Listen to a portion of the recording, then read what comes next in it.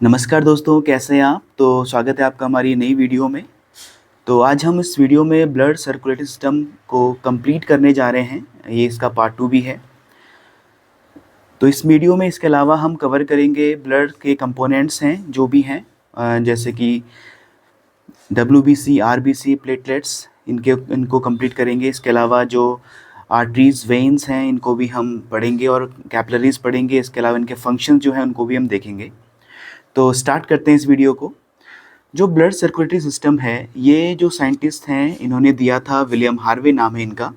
तो William Harvey ने blood circulatory system दिया था और एनाटॉमी के क्षेत्र में इनका काफ़ी अच्छे खासे योगदान रहा है। जो हमने last time blood circulatory system पढ़ा था उसमें हमने ये पढ़ा था कि जो हमारे लंग्स होते हैं, यहाँ से लेकर के जो हमारा ऑक्सीजनेटेड ब्लड है वो हमारा लेफ़्ट एट्रियम में पहुंचता है, यानी लेफ़्ट ऑरिकल में पहुंचता है।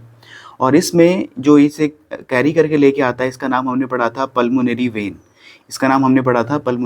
थोड़ा सा रिकैप कर लेते हैं।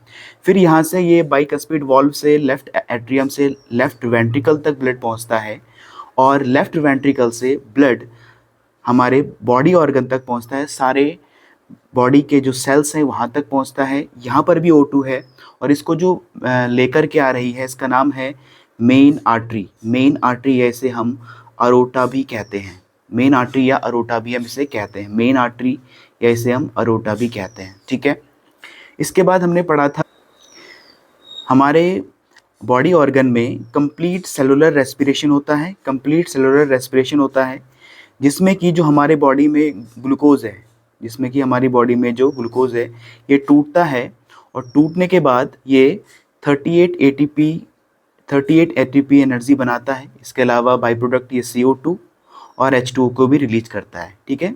ये हमने लास्ट वीडियो में पढ़ा था, ठीक है। वापस इस CO2 को ले जाने का काम जो करती है वो करती है मेन वेन, यानी उसको हम वेना कावा भी कहते हैं, ठीक है। और वो कनेक्ट होती है हमारी बॉडी से हमारे हार्ट तक, और हार्ट के कौन से पार्ट तक, तो आपको याद रखना है राइट एट्रियम तक, ठीक है। तो इसमें जो है ये जो वेन है उसमें CO2 जनरेटेड ब्लड है, इसलिए इसका कलर जो होता है हल्का ब्लूइश कलर का होता है और इसे मेन वेन या वेना कावा भी कहते हैं, ठीक है।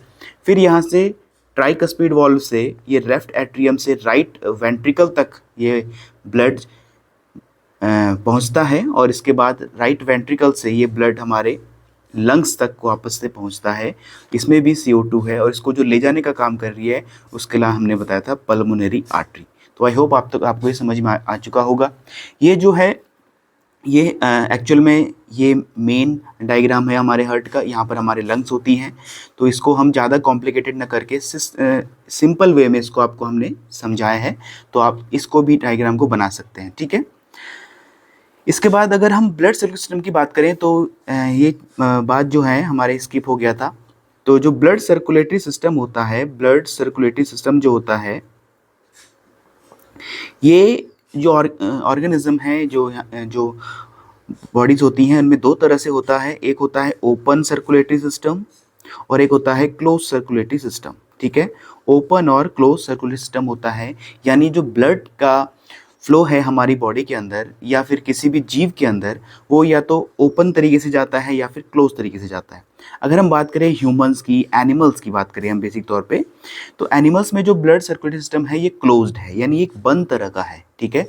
क्योंकि क्लोज सर्कुलेटरी सिस्टम वह सर्कुलेटरी सिस्टम कहलाएगा जिसमें ब्लड को फ्लो करने के लिए उसमें ब्लड कैपिलरीज होंगी, जैसे कि आर्टरीज होंगी, वेन्स होंगी या फिर छोटी छोटी कैपिलरीज होंगी।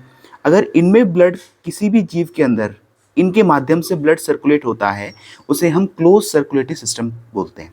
वहीं दूसरी तरफ अगर हम देखते हैं कि ओपन सर्कुलेटरी सिस्टम में आर्टरी, वेन्स या कैपिलरीज नहीं होती है, इनमें ब्लड डायरेक्ट फ्लो करता है। फॉर एग्जाम्पल कॉकरोच हो गया, ठीक है, मकड़ी हो गई, इन सब में जो ब्लड सर्कुलेटरी सिस्टम है वो ओपन तरह का है, यानी खुला परिसंचरण तंत्र है, ठीक है। आई होप आपको ये समझ में आ चुका होगा। नेक्स्ट आगे चलते हैं। अब हम बात करते हैं आर्टरीज, वेन्स और कैपिलरीज के बारे में, जो हमारे बॉडी में ब्लड सर्कुलेशन का काम कर रहे हैं। सबसे पहले अगर हम आर्टरीज को देखें तो आर्टरीज जो होती हैं वो हमारी हार्ट से लेकर बॉडी को कनेक्ट करती हैं, यानी हार्ट से लेकर के जो ब्लड फ्लो हो रहा है हमारी बॉडी के डिफरेंट ऑर्गन तक, डिफरेंट टिश्यू तक, उसे लाने का जो काम कर रहे हैं वो आर्टरीज़ हैं, ठीक है। तो हार्ट से लेकर के बॉडी तक जो ब्लड को कैरी करने का काम करती हैं वो उनका नाम है आर्टरीज़, ठीक है। जबकि हम वेन्स के बारे में बात करें तो बॉडी से लेकर के हार्ट तक, बॉडी से लेकर के वापस हार्ट तक जो ब्लड को लेकर के आ रही हैं वो हैं वेन्स, ठीक है। नंबर दो डिफरेंस अगर देखें, पहले हम आर्टरीज और वेन को देख लेते हैं, ठीक है। नंबर 2 हम आर्टरीज में देखें तो आर्टरीज की जो वॉल होती हैं, वो थिक होती हैं। आर्टरीज की जो वॉल होती हैं वो कैसी होती हैं? थिक वॉल होती हैं आर्टरीज की, ठीक है। जबकि हम वेन्स की बात करें तो वेन्स की जो वॉल होती हैं ये थिन वॉल होती हैं, वेन्स की पतली दीवारें होती हैं, जबकि आर्टरीज की जो वॉल होती हैं वो थिक होती हैं। अब यहाँ पे थिक होने का कारण ये है कि जो हार्ट से ब्लड पंप होता है तो वो ज़्यादा मात्रा में ब्लड पंप होता है हार्ट से लेकर के, तो इसलिए उसके लिए एक मोटी वॉल चाहिए, ठीक है, ताकि ज़्यादा से ज़्यादा ब्लड आसानी के साथ फ्लो हो सके हमारी आर्टरीज़ में। तो हार्ट से जो पंप होता है वो अधिक मात्रा में क्या बोलते हैं, ब्लड सर्कुलेट होता है, इसलिए आर्टरीज़ की जो वॉल होती हैं ये थिक होती हैं, ठीक है। वेन्स की जो वॉल होती है हमने बताया वो थिन वॉल होती हैं, पतली दीवारें वेन्स की होती हैं। इसके अलावा जो हमारी आर्टरीज होती हैं जो वो हमारी बॉडी के इनर पार्ट में पाई जाती हैं, ठीक है, हमारी बॉडी के इनर पार्ट में पाई जाती हैं, यानी बाहर से विजिबल नहीं होती हैं, कहने का मतलब ये है। जबकि जो वेन्स होती हैं ये बाहर से विजिबल होती हैं, ठीक है। वेन जो होती हैं बाहर से विजिबल होती हैं और हमारे बॉडी के आउटर पार्ट में पाई जाती हैं। बाहर से विजिबल यानी अगर आप अपनी हाथों को देखें तो हमें अपनी रिस्ट पर और इसके अलावा अपने हाथों पर, पैरों पर हमें अपनी वेन्स नज़र आ जाती हैं। चौथा जो मेन डिफरेंस है वो है कि जो आर्टरीज होती हैं वो उसमें जो ब्लड फ्लो होता है वो ऑक्सीजनेटेड होता है, यानी जो ब्लड फ्लो होता है वो ऑक्सीजनेटेड होता है, ऑक्सीजनेटेड ब्लड फ्लो होता है आर्टरीज के अंदर। जबकि जो वेन्स हैं, वेन्स में जो ब्लड फ्लो होता है वो डीऑक्सीजनेटेड है, हालांकि इसके एग्जाम्पल हम बता चुके हैं, ठीक है। ऑक्सीजनेटेड होता है ब्लड आर्टरीज में सर्कुलेट और वेन्स में डीऑक्सीजनेटेड ब्लड सर्कुलेट होता है, ठीक है। और ऑक्सीजनेटेड ब्लड सर्कुलेट होने के कारण जो आर्टरीज में जो ब्लड फ्लो है वो एकदम रेड कलर का होता है और डीऑक्सीजनेटेड जो ब्लड फ्लो हो रहा है वेन्स में वो हल्का सा ब्लूइश कलर का होता है, ठीक है, हल्का सा ब्लूइश कलर का होता है वेन्स में जो ब्लड सर्कुलेट होता है। तो ये मेन डिफरेंस थे। इसके अलावा हमने आपको ऊपर बताया था कि जो हमारी इसका वो लिख लोगे आप, जो भी एक्सेप्शन है, जैसे कि हमने कहा था कि जो वेन्स होती हैं ये डीऑक्सीजनेटेड ब्लड होती है, लेकिन जब आप अपने आंसर लिखें तो उसमें पल्मोनरी वेन को जरूर लिखें कि पल्मोनरी वेन जो है इसमें डीऑक्सीजनेटेड ब्लड न होकर के ऑक्सीजनेटेड ब्लड है। और अगर मैंने कहा पल्मोनरी अगर आगे आ जाता है तो उसका काम ठीक अपोजिट हो जाता है। कहने का मतलब ये है कि जो आर्टरीज हैं ये प्योर ब्लड यानी ऑक्सीजनेटेड ब्लड को फ्लो कैरी करके ले जाती हैं हमारे हार्ट से बॉडी तक, और वेन्स जो हैं ये डीऑक्सीजनेटेड ब्लड को कैरी करके ले जाती हैं बॉडी से हार्ट तक। और अगर हम बात करें पल्मोनरी वेन की तो पल्मोनरी वेन जो है हमारी है इसमें ऑक्सीजनेटेड ब्लड ही है, इसमें O2 वाला ब्लड ही है, लेकिन ये इसका एक्सेप्शन है, आप इसमें लिखोगे ये इसका एक्सेप्शन है, ठीक है। जबकि जो आर्टरीज हैं उसका एग्जांपल आप दोगे तो मेन आर्टरीज या इसको हम अरोटा भी कह रहे थे, तो इसके आप एग्जांपल लिखोगे, ठीक है। इसके अलावा वेन्स में आप यहाँ पे एग्जांपल लिखोगे वेना कावा इसका एग्जांपल लिखोगे आप वेन्स में, ठीक है। तो ये आप नोट कर लेंगे। जबकि वेन्स में जो एक्सेप्शन वाला एग्जांपल है वो उसमें आप लिखोगे पल्मोनरी आर्टरी, ठीक है, पल्मोनरी आर्टरी आप इसमें लिखोगे। जहाँ तक आर्टरी का सवाल है तो ये ऑक्सीजनेटेड ब्लड फ्लो करती है, लेकिन अगर आगे पल्मोनरी आ जाता है तो वो डीऑक्सीजनेटेड ब्लड को कैरी करती है हमारे हार्ट से लेकर के हमारे लंग्स तक। तो इस बात का आप बिल्कुल ध्यान रखेंगे, इसको आप अपनी कॉपी में नोट कर लीजिए, ठीक है। अगर बात करें कैपिलरीज की तो जो कैपिलरीज होती है वो थिन वॉल्ड यानी उनकी बहुत पतली पतली होती हैं, बहुत एक्सट्रीमली नैरो ट्यूब्स होती हैं हमारे पास, और ये कनेक्ट करती हैं हमारे आर्टरीज को वेन्स के साथ, आर्टरीज को वेन्स के साथ कनेक्ट करती हैं। एक्सट्रीमली नैरो ट्यूब्स होती हैं ये, और जो बचा कुचा ब्लड है उसको आपस में दोनों के बीच कनेक्ट करने का काम करती हैं कैपिलरीज। ठीक है, ठीक है।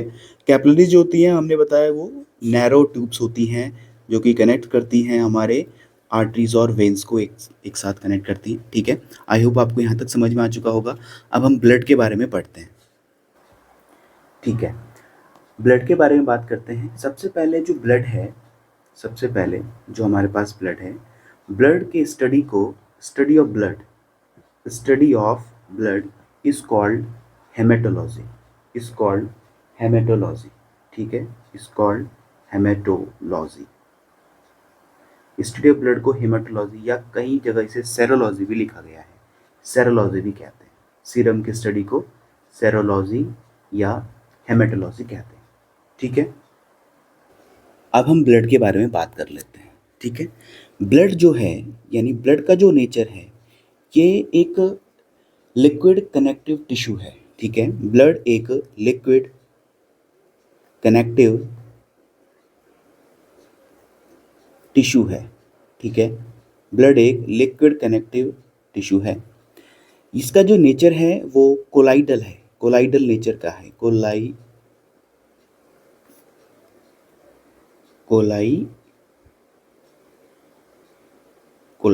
ठीक है, कोलाइडल नेचर के हैं। कोलाइडल का मतलब ये है कि ये एक्चुअल में कोलाइडल सोल्यूशन, जब हम चैप्टर में आपने पढ़ा होगा, कोलाइडल्स एक ऐसे प्रकार के सोल्यूशन होते हैं जो कि होते तो हेट्रोजीनियस हैं लेकिन अपीयर होमोजीनियस होते हैं। यानी होमोजीनियस ऐसे मिक्सचर होते हैं जो आपस में, जैसे हम देखेंगे, जो कम्प्लीटली मिसिबल सॉल्यूशन होते हैं उन्हें हम होमोजीनियस कहते हैं। तो ब्लड जो है वो कोलाइडल नेचर का है। इसका जो पीएच होता है, इसकी जो पीएच वैल्यू है वो करीब करीब 7.4 होती है। यानी ये हल्का सा बेसिक नेचर का होता है। ठीक है, हल्का सा बेसिक नेचर का ये होता है। ये ब्लड के बारे में बातें थी। इसके अलावा ब्लड का जो निर्माण होता है, यानी फॉर्मेशन ऑफ ब्लड होता है, ये बोन मैरो में होता है। कहाँ होता है? Bone marrow. जो ब्लड का निर्माण होता है ये बोन मैरो में होता है। और अगर बात करें एम्ब्रियोनिक स्टेज, यानी भ्रूणीय अवस्था, एम्ब्रियोनिक स्टेज में जब बच्चा पेट में होता है उस समय जो ब्लड का निर्माण होता है वो होता है लीवर में, लीवर में होता है। ठीक है, एम्ब्रियोनिक स्टेज में ब्लड का निर्माण लीवर में होता है। ठीक है, तो ब्लड का स्टडी हीमेटोलॉजी कहलाता है। ब्लड एक लिक्विड कनेक्टिव टिश्यू है। ब्लड का नेचर कोलाइडल है, यानी एक ऐसा सोल्यूशन है जो कि होता हेट्रोजीनियस है लेकिन लगता होमोजीनियस है। इसका पीएच 7.4 होता है। ये हल्का सा बेसिक नेचर का है। ब्लड का निर्माण यानी formation of blood bone marrow में होता है, और जो एम्ब्रियोनिक स्टेज में ब्लड का निर्माण होता है वो लीवर में होता है। यहाँ तक आपको बात समझ में आ गई होगी। ठीक है, अगर बात करें कि ब्लड स्टोर कहाँ होता है, ब्लड स्टोर कहाँ होता है, ये भी काफ़ी कन्फ्यूज़न रहता है। तो स्टोर ब्लड जो होता है वो होता है स्प्लीन में। ठीक है, स्प्लीन में ब्लड स्टोर होता है। और जो ब्लड सेल्स एंड हो जाती हैं, ख़त्म हो जाती हैं, वो भी स्प्लीन में ही होती हैं। तो स्प्लीन को, इसलिए स्प्लीन को ग्रेवी यार्ड या ब्लड बैंक भी कहते हैं। ग्रेवी यार्ड या ब्लड बैंक भी कहते हैं, ब्लड बैंक। ठीक है, स्प्लीन को ग्रेवी यार्ड या ब्लड बैंक भी कहते हैं। क्लियर? इसके अलावा हमारे जो ब्लड है इसमें हीमोग्लोबिन पाया जाता है। अभी हम आगे डिटेल में इसको पढ़ लेंगे, लेकिन फिलहाल हीमोग्लोबिन पाया जाता है। और हीमोग्लोबिन का जो लेवल होता है वो मेल में करीब करीब 13 ग्राम से लेकर के 16 ग्राम पर डेसीलीटर पाया जाता है, पर डेसीलीटर। जबकि फीमेल में ये लगभग 12 से 14 ग्राम पर डेसीलीटर पाया जाता है, पर डेसीलीटर पाया जाता है। क्लियर? अब आगे बात करते हैं। एक क्वेश्चन पूछा गया था कि जो ब्लड का नेचर है वो एंडोडर्म, मेसोडर्म या एक्टोडर्म, किस नेचर का ब्लड होता है? तो जो ब्लड होता है, अगर हम यहाँ पे बात करें, ब्लड होता है उसका जो नेचर होता है वो मेसोडर्म का होता है। ठीक है, मेसोडर्म का होता है। ब्लड का नेचर मीजोडर्म का होता है, ठीक है। ये मीजोडर्म एक्टोडर्म क्या है, तो आइए समझते हैं। अगर हम बात करें एम्ब्रियोनिक स्टेज में, ठीक है, एम्ब्रियोनिक स्टेज में अगर हम बात करें, भ्रूणीय अवस्था में बात करें, तो किसी भी एनिमल की बॉडी में, यानी एनिमल हो सकता है मनुष्य हो सकता है या फिर कोई एनिमल अदर हो सकता है, तो 3 लेयर उसमें जनरली फॉर्म्ड होती हैं। पहली लेयर को बोलते हैं एंडोडर्म, एंडोडर्म। दूसरी को बोलते हैं मीजोडर्म, मीजोडर्म। और तीसरी को बोलते हैं हम एक्टोडर्म, एक्टोडर्म। जो एक्टोडर्म वाला हिस्सा भाग होता है, यानी एक्टोडर्म वाली जो लेयर होती है, ये इसका काम होता है हमारी स्किन को बनाना, यानी स्किन लेयर का फॉर्मेशन करना, स्किन लेयर का फॉर्मेशन करना। एंडोडर्म जो होती है उसका काम होता है हमारे सभी इंटरनल ऑर्गन को बनाना, इंटरनल ऑर्गन को का फॉर्मेशन करना। वो एम्ब्रियोनिक स्टेज में एंडोडर्म का काम होता है। जबकि जो मीजोडर्म होता है, इसका काम कार्डिक मसल्स और हार्ट और ब्लड का फॉर्मेशन करने का होता है। मैंने एक बार फिर से रिपीट कर दे रहा हूँ। एम्ब्रियोनिक स्टेज में जो हमारी बॉडी होती है वो 3 पार्ट में कैटेगराइज होती है, एक्टोडर्म, मीजोडर्म और एंडोडर्म। एंडोडर्म वाला पार्ट जो होता है वो इंटरनल ऑर्गन्स को बनाता है, जैसे कि किडनी, लंग्स वगैरह हो गए। एंडोडर्म वाला पार्ट, सॉरी, एक्टोडर्म वाला जो पार्ट है, ये स्किन या लेयरिंग, बाहर बाहर का जो हमारा आवरण है उसको बनाने का काम करता है, एक्टोडर्म। और जो मीजोडर्म होता है, ये कार्डिक मसल्स, हार्ट और ब्लड का फॉर्मेशन करने का काम करता है। इसलिए अगर हम बात करें कि ब्लड का जो एम्ब्रियोनिक स्टेज में जो नेचर है वो कैसा है, तो मीजोडर्मिक है, मीजोडर्मिक है। ब्लड का नेचर कैसा है, मीजोडर्मिक है। आई होप आपको ये बातें समझ में आ चुकी होंगी। मैं इसे इरेज कर रहा हूँ। अब हम बात करते हैं ब्लड के कंपोनेंट्स की। तो ब्लड में जनरली हम 2 कंपोनेंट्स को देखते हैं। पहला है हमारे पास प्लाज्मा और दूसरा है हमारे पास ब्लड कॉर्पल्स, यानी ब्लड सेल्स, जिन्हें हम आमतौर पर कहते हैं। प्लाज्मा की अगर बात करें तो जो हमारे बॉडी में ब्लड का जो लिक्विड कंटेंट है, यानी जो रक्त का तरल भाग है, ठीक है, ब्लड का जो तरल भाग है, लिक्विड कंटेंट है, वो प्लाज्मा है, ठीक है। तो it is a liquid content of blood, पहला पॉइंट हो जाएगा, it is a liquid content. आप नोट कर सकते हैं, it is a liquid content of blood, ठीक है। तो ब्लड का ये लिक्विड कंटेंट है, ठीक है, लिक्विड कंटेंट है ये ब्लड का, ओके। अगर हम बात करें ब्लड में लगभग कितना परसेंट प्लाज्मा होता है, तो 55% अगर हम बात करें तो ये प्लाज्मा होता है, और 45% जो पार्ट है वो ब्लड सेल्स यानी ब्लड कॉर्पल्स का पाया जाता है। क्लियर। ब्लड की अगर प्लाज्मा की बात करें, प्लाज्मा, तो इसमें एक प्रोटीन होता है, मोस्ट इंपॉर्टेंट है, और उसका प्रोटीन का नाम है फाइब्रिनोजन, ठीक है, फाइब्रिनोजन। इसमें एक प्रोटीन पाया जाता है, ठीक है। अच्छा, अगर हम बात करें कि अगर हम प्लाज्मा से, अगर हमारे पास प्लाज्मा है और उससे हम अगर फाइब्रिनोजन को हटा दें, प्लाज्मा से अगर हम फाइब्रिनोजन को हटा दें, तो जो हमारे पास बचता है वो है सीरम, वो है सीरम। तो सीरम क्या है, तो प्लाज्मा से अगर हम फाइब्रिनोजन यानी प्रोटीन जो है उसे हम हटा दें तो हमारे पास सीरम बचता है। क्लियर। प्लाज्मा के बारे में देखें तो अगर बात करें प्लाज्मा की, तो जो प्लाज्मा है इसमें 90%, इसमें 90% वाटर पाया जाता है। क्लियर। इसमें 90% वाटर पाया जाता है। और प्लाज्मा के पास जो होता है वो ऐसे सब्सटेंस होते हैं जैसे कि प्रोटीन, प्लाज्मा के पास प्रोटीन होता है। इसके अलावा इसमें डाइजेस्टिव फूड होता है, कॉमन सॉल्ट, वेस्ट प्रोडक्ट जैसे कि कार्बन डाइऑक्साइड, यूरिया, ये सारे के सारे चीज़ हमारे प्लाज्मा में पाए जाते हैं। तो आप नोट कर लेंगे कि प्लाज्मा में 90% वाटर होता है। प्लाज्मा जो होता है इसमें प्रोटीन्स होते हैं, डाइजेस्टिव फूड होते हैं, कॉमन सॉल्ट होते हैं।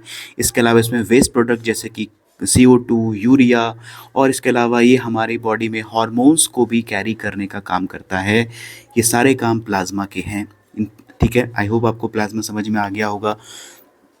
अब हम बात करते हैं ब्लड सेल्स की। तो जो हमारे पास ब्लड सेल हैं इन्हें हम जर्नली कहते हैं क्या, इन्हें हम जर्नली RBC कहते हैं, इन्हें हम WBC कहते हैं, और इन्हें हम प्लेटलेट्स कहते हैं, ठीक है, ठीक है। आरबीसी, डब्ल्यूबीसी और प्लेटलेट्स ये हमारे ब्लड कॉर्पल्स हैं।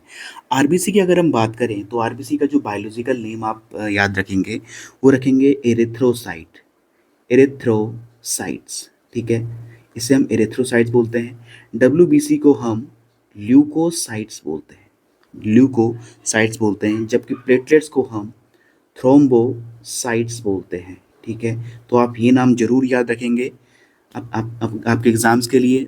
एरिथ्रोसाइट्स, ल्यूकोसाइट्स और थ्रोम्बोसाइट्स ये ब्लड सेल्स के नाम हैं हमारे, ठीक है। आगे बात करते हैं, ठीक है। तो अब हम बात करते हैं आरबीसी, डब्ल्यूबीसी और प्लेटलेट्स के बारे में।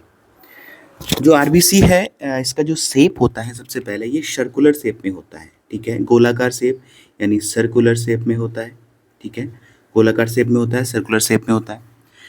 दूसरा, आरबीसी के अंदर लाइसोसोम्स जो होता है ये एब्सेंट होता है, लाइसोसोम्स नहीं पाया जाता, यानी लाइसोसोम एब्सेंट रहता है। ये लाइसोसोम करता क्या है? देखो, आरबीसी का अगर हम बात करें तो इसका लाइफ स्पैन, यानी आरबीसी जो होती है हमारे ब्लड के अंदर, वो लगभग 120 दिन होती है, यानी लगभग 4 महीने का इनका लाइफ स्पैन होता है। अब 4 महीने बाद होता क्या है, जो आरबीसी हैं वो ख़त्म हो जाती हैं, ठीक है, डेड हो जाती हैं। उन डेड आरबीसी को जो खाने का काम करता है, यानी जो हमारी बॉडी के अंदर जो सेल्स हैं जो ख़त्म हो जाती हैं जब वो, तो उन सेल्स को खाने का काम जो करता है, उसे सफाई करने का काम जो करता है, वो है लाइसोसोम्स। लेकिन आरबीसी में तो लाइसोसोम है ही नहीं। तो अब लाइसोसोम नहीं है, इसलिए आरबीसी की जो डेड आरबीसी जो हैं हमारे ब्लड में, उनको स्प्लीन उनको स्प्लीन अपने पास पकड़ लेता है, यानी dead RBC is stored bye spleen, ठीक है। डेड आरबीसी जो है वो स्प्लीन के द्वारा स्टोर हो जाती हैं, इसलिए that's why spleen is called gravy yard of RBC. अब हमने ब्लड का कहा था, तो ब्लड का भी लिखेंगे और आरबीसी का भी लिखेंगे, ठीक है। आरबीसी को हम ग्रेवी यार्ड ऑफ, स्प्लीन को हम ग्रेवी यार्ड ऑफ आरबीसी भी कहते हैं, क्लियर। क्योंकि जो डेड आरबीसी हैं वो स्प्लीन में जमा हो जाती हैं, स्प्लीन में पकड़ लेता है, क्योंकि इसमें लाइसोम नहीं पाया जाता। नेक्स्ट पॉइंट की बात करें न्यूक्लियस की, नेक्स्ट पॉइंट की बात करें जो न्यूक्लियस की, तो आरबीसी में न्यूक्लियस नहीं होता, आरबीसी में न्यूक्लियस नहीं पाया जाता, ठीक है। सिर्फ कैमल और लामा के आरबीसी में इसका एक्सेप्शन है, उसके आरबीसी में न्यूक्लियस पाया जाता है। यानी अगर हम किसी का आरबीसी ले रहे हैं, ठीक है, तो उससे हम डीएनए की पहचान नहीं कर पाएंगे, क्योंकि न्यूक्लियस में ही क्या पाया जाता है, डीएनए पाया जाता है। न्यूक्लियस में क्या पाया जाता है, डीएनए पाया जाता है। तो आरबीसी से डीएनए की पहचान नहीं हो सकती, बाकी नाखून से हो सकती है, हेयर से हो सकती है, क्योंकि उसमें डीएनए पाया जाता है, क्लियर। न्यूक्लियस का पॉइंट क्लियर हो गया। इसके अलावा अगर हम बात करें कि अगर हाइट पे बढ़ने पर, अगर ऊंचाई पे बढ़ते हैं, अगर हाइट बढ़ती है, यानी अगर ऊंचाई पर हम चलते हैं, तो हाइट बढ़ने से क्या होती है कि आरबीसी की क्वांटिटी जो होती है हमारे शरीर में वो बढ़ने लग जाती है। हाइट बढ़ने से हमें ज़्यादा ऑक्सीजन की ज़रूरत होती है, तो ऑक्सीजन ज़्यादा के लिए हमारी बॉडी में ज़्यादा फ्लो होने के लिए आरबीसी बढ़ने लग जाती हैं, ताकि ऑक्सीजन की पर्याप्त सप्लाई हो सके, एडुकेट सप्लाई हो सके ऑक्सीजन की। इसलिए हमारे शरीर में ऊंचाई पर जाने पर आरबीसी बढ़ जाती है, क्वेश्चन पूछा गया था, ठीक है। अगर हमारे शरीर में आरबीसी की कमी हो जाती है, तो एक रोग हो जाता है, उसे हम एनीमिया कहते हैं, ठीक है। क्या कहते हैं उसे हम? एनीमिया कहते हैं, ठीक है। जनरली जो आरबीसी होती हैं, इनमें जो इसका कलर रेड होता है, तो रेड होने का कारण जो है वो है हीमोग्लोबिन, ठीक है। रेड होने का कारण जो है वो है हीमोग्लोबिन। अगर हम बात करें हीमोग्लोबिन में, तो हीम जो है वो पिगमेंट है और ग्लोबिन जो है वो प्रोटीन है, ठीक है। ग्लोबिन जो है वो प्रोटीन है, तो हीमोग्लोबिन के कारण ही ब्लड का कलर रेड कलर का होता है, क्लियर। और अगर हीमोग्लोबिन कम होने लग जाए, तो उसे हम कहते हैं कि एनीमिया हो रहा है ब्लड में, तो हमारा शरीर एकदम लेजीनेस सा हो जाता है। अगर हमारे शरीर में हीमोग्लोबिन की मात्रा कम है, तो उससे लेजीनेस आने लग जाती है, ठीक है। काम करने का मन नहीं करता, पढ़ाई का मन नहीं करता, तो या सीढ़ी चढ़ने का मन नहीं करता, ठीक है, कुछ भी काम करने का मन नहीं करता। तो अगर हमारे शरीर में हीमोग्लोबिन पर्याप्त मात्रा में है, तो ये सारी चीज़ें नहीं होती हैं। तो हीमोग्लोबिन को हमें बेहतर रखना चाहिए, और करीब करीब जो हमने बताया लगभग 13 से लेकर के 16 ग्राम पर डेसीलीटर, ठीक है, इतना हमारे शरीर में हीमोग्लोबिन जरूरी है। अब हम बात करते हैं डब्ल्यूबीसी की, ठीक है। डब्ल्यूबीसी का सबसे पहला जो है आकार, इसका शेप कैसा होता है, तो ये इरेगुलर होता है, ठीक है, इरेगुलर होता है इसका शेप, अनिश्चित आकार का इसका शेप होता है, ठीक है। दूसरी बात करें कि डब्ल्यूबीसी में, तो इसके में न्यूक्लियस जो है वो पाया जाता है, इसमें न्यूक्लियस जो होता है वो पाया जाता है, मतलब डब्ल्यूबी से हम डीएनए की पहचान कर सकते हैं। तो पहला पॉइंट हो गया कि इसका जो साइज है, शेप है, वो इरेगुलर है। दूसरा पॉइंट हो गया इसमें न्यूक्लियस पाया जाता है, ठीक है। तीसरा इसका जो मेन काम है वो है हमारे शरीर में रोगों से लड़ने का काम, यानी हमारे शरीर को एक प्रकार की सुरक्षा प्रदान करना, जो डिजीज़ हैं उनसे फाइट करना, उनसे लड़ना, ये डब्ल्यूबीसी का मेन काम है। आइए इसके पार्ट को देखते हैं। तो अगर हम बात करें डब्ल्यूबीसी की, तो डब्ल्यूबीसी हमारी बॉडी में दो प्रकार की पाई जाती हैं, ठीक है। ठीक है, एक को हम बोलते हैं ग्रैनुलोसाइट, दूसरे को हम बोलते हैं अग्रैनुलोसाइट। ग्रैनुलोसाइट का मतलब है जिसमें ग्रैनुअल्स हैं यानी कण हैं, और अग्रैनुलोसाइट में हम कह सकते हैं जिसमें ग्रैनुअल्स नहीं हैं यानी कण नहीं है। अगर हम बात करें ग्रैनुलोसाइट्स की, तो इसमें एसिनोफिल्स, बेसोफिल्स और न्यूट्रोफिल्स तीन प्रकार की पाई जाती हैं, और अग्रैनुलोसाइट में लिम्फोसाइट्स और मोनोसाइट होती हैं। एसिनोफिल्स और बेसोफिल्स का काम क्या है, तो सबसे पहले हमें ये समझना है, एसिनोफिल्स और बेसोफिल्स जो हमारे शरीर के अंदर कोई भी एलर्जिक सिम्टम को बताने का काम करती हैं, कि हमारे बॉडी में कई बार खाने से लेकर के या कोई चीज़ हमारी बॉडी में टच हो जाती है तो उससे हमारे शरीर में कुछ एलर्जिक सिम्टम्स आ जाते हैं, जिन्हें एक्टिवेट करने का काम किसका है, एसिनोफिल्स और बेसोफिल्स का। जबकि जो न्यूट्रोफिल्स हैं ये हमारी बॉडी में एंटीबॉडीज़ को प्रिपेयर करती हैं, एंटीबॉडीज़ को प्रिपेयर करती हैं, ठीक है। एंटीबॉडीज़ को ये हमारी बॉडी में प्रिपेयर करने का काम करती हैं, ठीक है।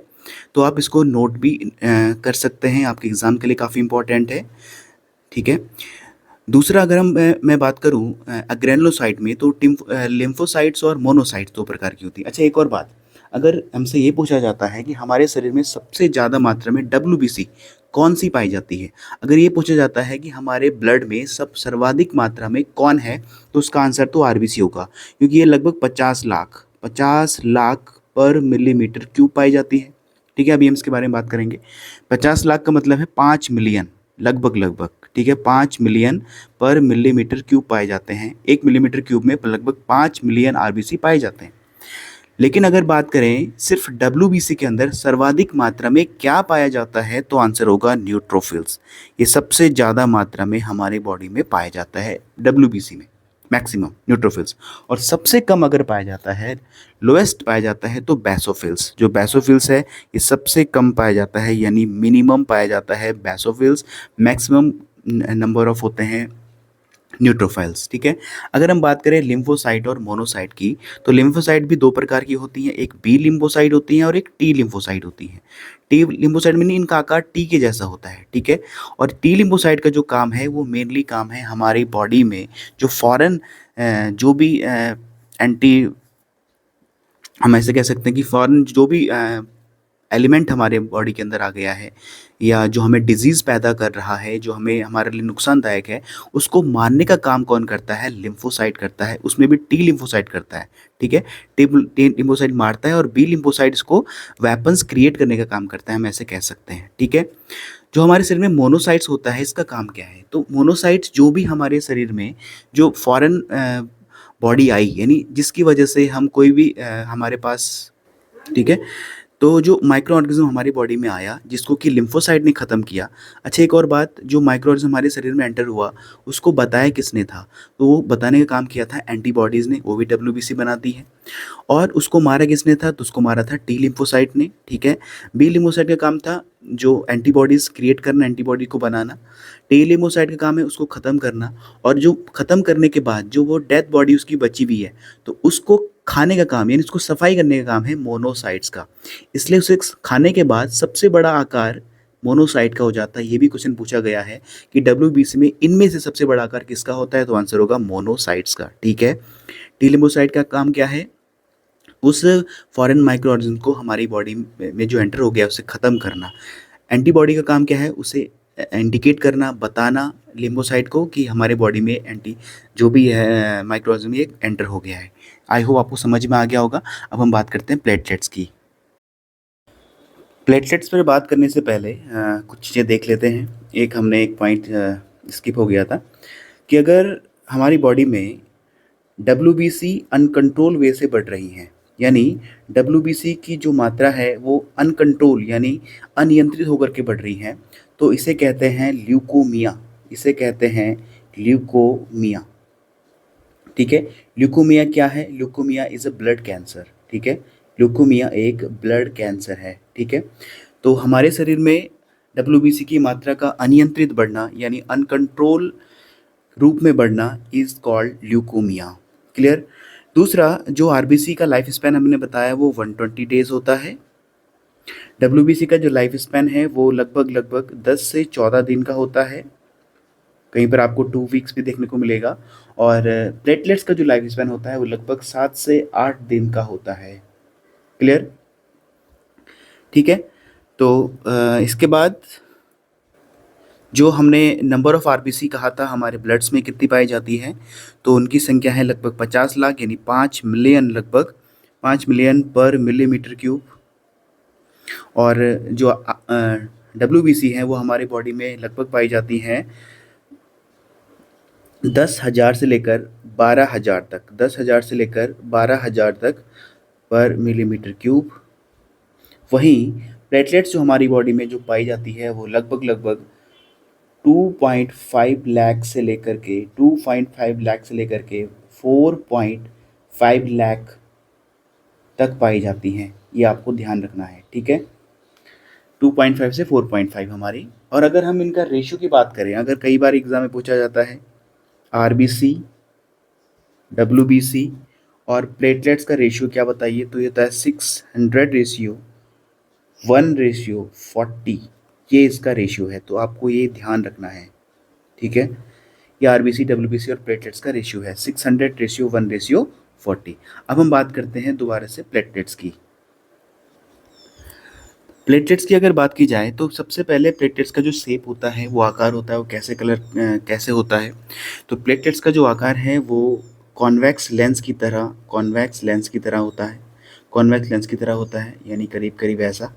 ठीक है, दूसरा बात, अगर हम बात करें कि इसमें न्यूक्लियस पाया जाता है या नहीं, तो लिखेंगे nucleus is absent in platelet. अच्छा, सिर्फ डब्ल्यूबीसी में न्यूक्लियस पाया जाता है, आरबीसी में और प्लेटलेट्स में न्यूक्लियस नहीं पाया जाता, तो nucleus is absent in platelets.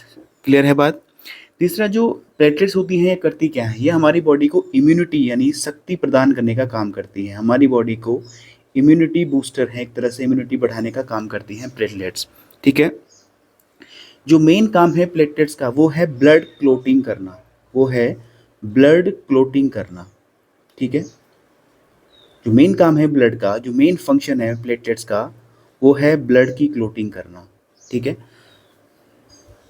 Blood clotting से हम ये समझते हैं कि अगर हमारी बॉडी का एक्सटर्नल पार्ट में कहीं पर भी कट लग जाता है और ब्लड वहाँ से फ्लो होने लगता है, तो कुछ देर बाद हम देखते हैं कि वहाँ पर से अपने आप से ब्लड जो होता है, जो ब्लड फ्लो कर रहा है, वो अपने आप से बंद हो जाता है, रुक जाता है ब्लड फ्लो होना। इसका कारण ये है कि उसके बाहर एक प्रकार की जालीनुमा संरचना बन जाती है, जिसके कारण जो ब्लड है वो फ्लो नहीं हो पाता। इसे हम ब्लड क्लोटिंग फैक्टर या ब्लड क्लोटिंग एजेंट कहते हैं, जो कि प्लेटलेट्स करती है। और डेंगू होने पर हमारी बॉडी से प्लेटलेट्स लगातार कम होने लग जाती हैं, और अगर प्लेटलेट्स कम होने लग जाती हैं तो इससे जो ब्लड क्लोटिंग फैक्टर है वो कमज़ोर हो जाता है। अच्छा, एक क्वेश्चन कई बार पूछा जाता है, मेरे दिमाग में याद आ रहा है कि हमारे बॉडी के अंदर जो ब्लड फ्लो कर रहा है यानी आर्टरीज वेन्स में, यहाँ ब्लड नहीं जमता, इसका कारण क्या है? तो एक फैक्टर होता है, एक एजेंट होता है, उसका नाम है हेपेरिन। ठीक है, हेपेरिन आप नोट कर लेंगे, हेपेरिन। तो हेपेरिन क्या है, नोट करके डाल के लिख लेंगे। ठीक है, हेपेरिन क्या है, तो blood doesn't clot in our blood vessels. ठीक है, ब्लड जो है वो हमारे ब्लड वेसल्स में क्लोट नहीं होता due to the present of heparin, यानी हेपेरिन के प्रेजेंट की वजह से हमारी बॉडी में ब्लड क्लोट नहीं होता। ठीक है, लेकिन ब्लड बॉडी के बाहर ब्लड क्लोटिंग होता है, इसमें विटामिन के भी हमारी बॉडी में सहायक है। अगर विटामिन के की मात्रा कम होती है तो इससे भी ब्लड क्लोटिंग की जो संभावना होती है वो कम होने लगती है। तो विटामिन के जो है वो ब्लड क्लोटिंग को बढ़ाता है। आई होप आपको समझ में आ गया होगा। एक और नोट पॉइंट करके लिख लेंगे, एक इम्पॉर्टेंट चीज़ है, उसका नाम है हाइपोक्सिया। कई बार पूछा जाता है व्हाट इज हाइपोक्सिया, हाइपोक्सिया क्या है। तो अगर हमारे शरीर में ऑक्सीजन की मात्रा कम हो रही है, यानी अमाउंट ऑफ ऑक्सीजन हमारे चारों तरफ अगर कम हो रही है, तो उस केस में हमारे शरीर में आरबीसी की मात्रा बढ़ने लग जाती है। आरबीसी की मात्रा बढ़ने लग जाती है ताकि हमारे शरीर में पर्याप्त मात्रा में ऑक्सीजन की सप्लाई हो सके। जैसे हमने कहा था कि जब हम हाइट में बढ़ते हैं तो ऑक्सीजन की कमी के कारण हमारे शरीर में आरबीसी की मात्रा अपने आप बढ़ने लग जाती है, ताकि एडिक्वेट सप्लाई ऑफ आरबीसी यानी ऑक्सीजन की हो सके हमारी बॉडी के प्रत्येक सेल में। ठीक है, तो अगर ऑक्सीजन की अमाउंट कम हो रही है और उसमें आरबीसी की मात्रा बढ़ रही है तो इसे कहा जाता है हाइपोक्सिया। ठीक है, तीसरा एक और टर्म नोट कर लेंगे, उसका नाम है एरेथ्रोलाइसिस। एरेथ्रोलाइसिस, ठीक है, एरेथ्रोलाइसिस ये क्या है? तो आरबीसी का ब्रेकडाउन होना, यानी breakdown of RBC is called erythrolysis, उसे एरेथ्रोलाइसिस कहलाता है। आई होप आपको समझ आ गया होगा। और हाँ, एक और नोट पॉइंट करके लिखेंगे, एक और नोट पॉइंट करके लिखेंगे। हमने जब डब्ल्यूबीसी के बारे में हमने इरेज कर दिया है, तो जब हमने डब्ल्यूबीसी के बारे में पढ़ाया था, डब्ल्यूबीसी के बारे में पढ़ाया था, तो वहाँ पे ग्रैनुलोसाइट और अग्रैनुलोसाइट आए थे। ठीक है, जब हमने बात करी थी अग्रैनुलोसाइट में, तो उसमें हमने बताया था एक होता है मोनोसाइट और एक होता है लिम्फोसाइट।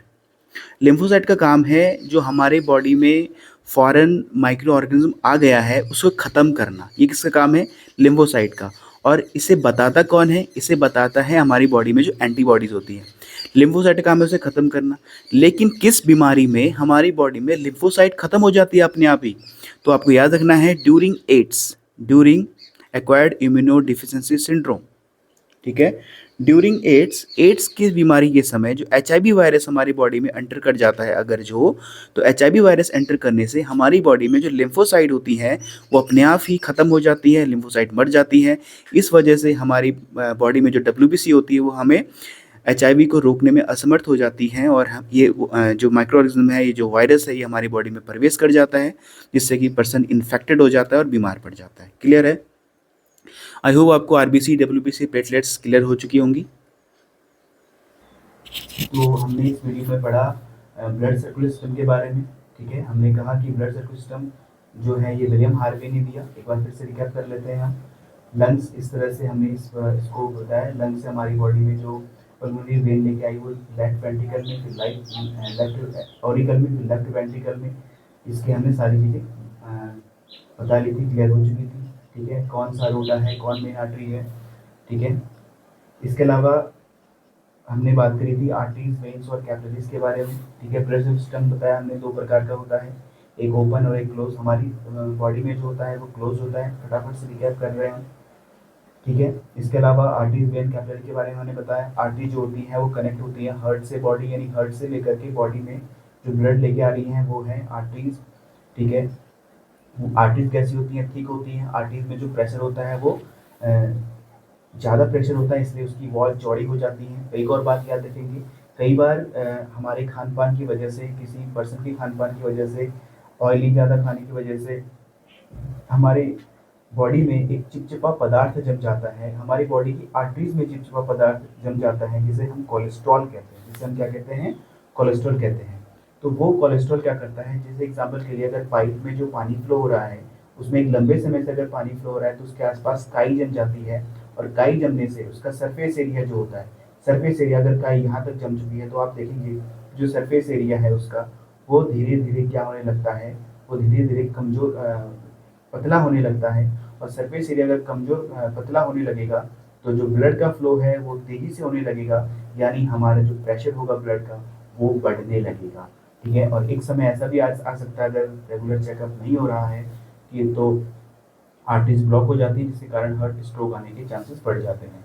तो हमें ऐसा फूड नहीं खाना चाहिए जिससे कि हमारा आर्टरीज में ब्लॉकेज आए और हमारा कोलेस्ट्रॉल जमा हो।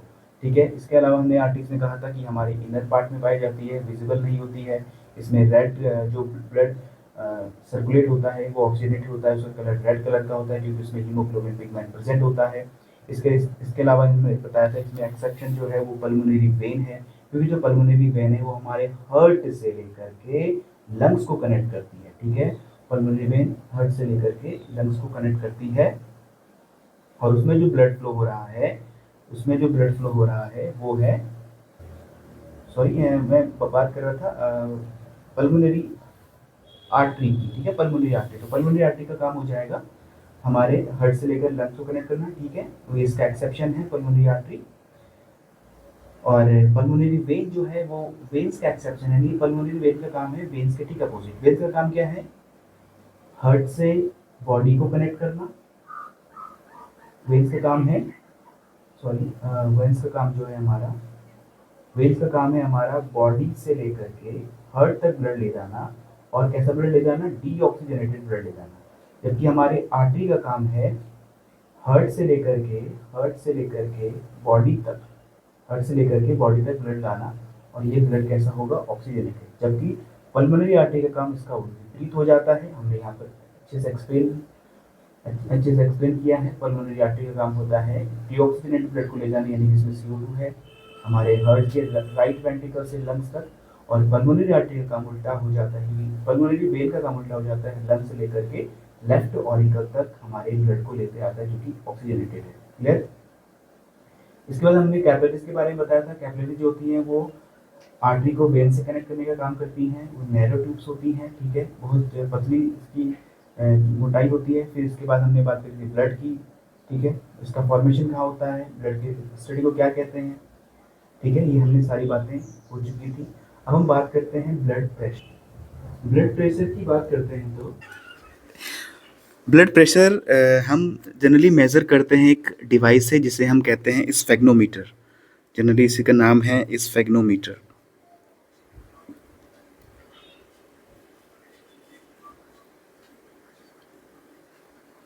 ठीक है, स्फेग्नोमीटर इस डिवाइस का नाम है। इससे हम ब्लड प्रेशर को मेंटेन करते हैं, ब्लड प्रेशर को मेज़र करते हैं, सॉरी। तो जब हम ब्लड प्रेशर को मेज़र करते हैं तो हमारे शरीर पहले, सबसे पहले हम देखते हैं कि जो हमारा हार्ट होता है, हार्ट में जो ब्लड, हार्ट का काम है ब्लड को पंप करना। तो हार्ट जो पंप करता है हमारी बॉडी में, ये डबल पंप करता है, ठीक है। Double pump in the sense इसका काम है कॉन्ट्रैक्शन करना और फिर उसके बाद रिलैक्सेशन करना, कॉन्ट्रैक्शन एंड रिलैक्सेशन। अगर हम डबल पंप की बात करें, देखें तो यहाँ पे हम देखें तो एक पंप लेफ्ट ऑरिकल से लेफ्ट वेंट्रिकल की तरफ होगा, पहला पंप, और दूसरा राइट वेंट्रिकल से दूसरा हाँ, राइट वेंट्रिकल से इसकी तरफ होगा। तो एक यहाँ पे और एक यहाँ पे, इसलिए मैं इसको डबल पंप कह रहा हूँ, ठीक है। इसके बाद अगर आगे देखें तो स्फेग्नोमीटर इसका नाम है, डिवाइस का नाम है, जिससे हम ब्लड प्रेशर को मेज़र करते हैं। ब्लड हमारे जो हार्ट का काम है वो कॉन्ट्रैक्शन एंड रिलैक्सेशन होता है। जब पहली बारी में ब्लड हमारे हार्ट से पंप होता है तो एक बार में पंप करने पर 70 ml ब्लड हमारे बॉडी से हमारे हार्ट से फ्लो होता है। 70 ml एक बार में पंप करता है जब, यानी जो हार्ट की साउंड है आपको पता है, लब डब हार्ट की साउंड होती है, लब डब। तो एक बार जब पंप करता है तो 70 ml ब्लड फ्लो होता है, ठीक है। और सबसे पहले जो ब्लड होता है जब वो आगे हमारी वॉल्स में, जो हमारी आर्टरीज और वेन्स हैं, सबसे पहले उसका काम है कि हमारी आर्टरीज से जब वो फ्लो होता है हमारे हार्ट से लेकर, यानी हार्ट में ब्लड आ चुका है और हार्ट क्या करेगा, उस ब्लड को पंप करेगा, ठीक है। उस ब्लड को कैरी करने का काम कौन करेगी? आर्टरी। हमने बताया था आर्टरी की जो वॉल होती हैं ये क्या होती है, आर्टरी की जो वॉल होती हैं ये कंपैरिजन टू वेन के ज़्यादा चौड़ी होती हैं।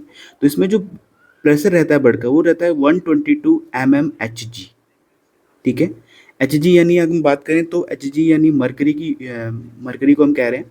यानी इस स्फेग्नोमीटर में अगर हम एक डिवाइस देखें तो जब हम ब्लड पंप करते हैं तो इस तरह से जो मरकरी होती है, पारा होता है, वो ऊपर की तरफ चढ़ता है। तो 120 mmHg जो होता है ये प्रेशर होता है ब्लड का, जब वो हार्ट से लेकर के आर्टरी की तरफ ब्लड आता है तो ये प्रेशर होता है। इस प्रेशर को हम कहते हैं सिस्टोलिक प्रेशर। क्या कहते हैं? सिस्टोलिक प्रेशर, ठीक है। दूसरी बार जब ब्लड हमारे आर्टरीज तक पहुंच के, हमारी आर्टरीज से पहुंच के हमारी सारी बॉडी के पार्ट्स तक पहुंचता है, सेलुलर रेस्पिरेशन होता है और वापस हमारे हार्ट तक आता है, ठीक है। और इसे लेकर कौन आती हैं? वेन्स। कौन लेकर आती हैं इसे? वेन्स। तो इस समय जो ब्लड का प्रेशर होता है वो होता है 80, नॉर्मल ह्यूमन की तरफ देखें तो होता है 80 mm Hg, ठीक है। 80 mm HG होता है। इसे हम डायस्टोलिक प्रेशर कहते हैं। इसे क्या कहते हैं हम? डायस्टोलिक डायस्टोलिक प्रेशर कहते हैं। ठीक है। तो जनरली ब्लड प्रेशर को अगर लिखा मिलेगा तो कैसे लिखा मिलेगा आपको? ये मिलेगा 120/80। ठीक है। अगर 80 to 120 मिलेगा तो ये रॉन्ग है, ये रॉन्ग है, ये राइट है। ठीक है। 120 to 80 ऐसा लिखा जाता है। ये ऊपर का प्रेशर है, यानी ये सिस्टोलिक प्रेशर है। जिस रेट से हमारी हार्ट से ब्लड कैरी कर रहा है, ब्लड आ रहा है, हमारी बॉडी तक पहुंच रहा है, वो है 120 वाला। और वापस बॉडी में सेलुलर रेस्पिरेशन करने के बाद वापस हमारे हार्ट तक जिस रेट से ब्लड जा रहा है वो है 80। क्लियर? आई होप आपको समझ में आ चुका होगा। तो रिलैक्सेशन कॉन्ट्रैक्शन ब्लड का ये काम, पंपिंग करना, डबल पंप 70 ml एक बार में पंपिंग के दौरान ब्लड फ्लो होता है। ये हमने आपको बता दिया। आई होप आपको हमारी वीडियो अच्छी लगी होगी। तो जो भी आपके कमेंट्स हैं, जो भी आपके डाउट्स हैं, आप उनको कमेंट्स बॉक्स में लिखिए। ठीक है। और जो भी हमें सुधार करना हो आप प्लीज़ अपनी राय दीजिए। हम उसे ज़रूर आने वाले वीडियो में कोशिश करेंगे कि वो हम उस तरह से पढ़ा सकें। तो आप इनको नोट बनाकर नोट कर लीजिए और इनको बार बार रिवाइज करते रहिए, तो आपको ये सारी चीज़ें एक बार में याद हो जाएंगी। बाकी जो भी चीज़ें हैं, जैसे कि ब्लड के फंक्शंस रह गए हैं, तो उन्हें हम आने वाली वीडियो में प्रयास करेंगे कि उसे हम क्लियर कर सकें। बाकी मिलते हैं नेक्स्ट वीडियो में। तब तक के लिए thank you, bye, take care.